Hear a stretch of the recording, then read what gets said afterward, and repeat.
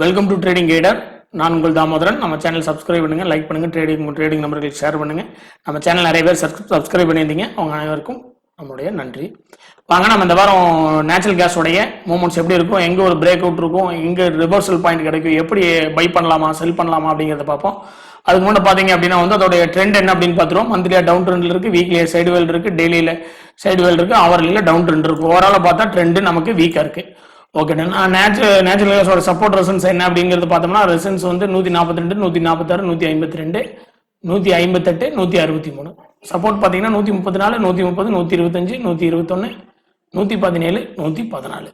So இந்த red line இருக்கிறதெல்லாம் நமக்கான ரெசன்ஸ் ஏரியா. இங்கே கிரீன் லைன் ட்ரா பண்ணிக்கலாம் சப்போர்ட் ஏரியா.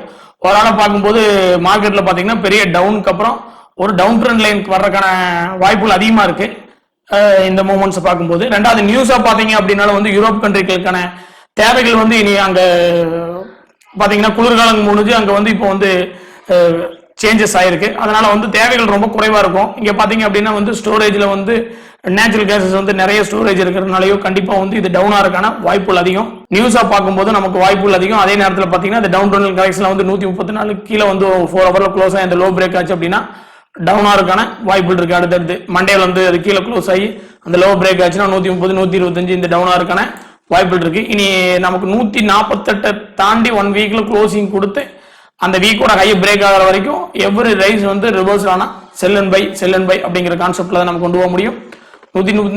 அதே வந்து மண்டே 142க்கு மேல ஒரு க்ளோசிங் கொடுத்து அந்த ஹை பிரேக் ஆனால் 142 ஸ்டாப் லாஸ் வச்சு 146, 148 இந்த ரேஞ்சுக்குள்ள வந்து உங்க ப்ராஃபிட் வந்து பை பண்ணீங்கன்னா புக் பண்ணீங்க. மேக்ஸிமம் இன்ட்ராடேக்கு மட்டும் ட்ரை பண்ணுங்க. பொசிஷனல் கேரி ஃபார்வர்ட் பண்ணும்போது ரொம்ப கவனமாக கொண்டு போங்க.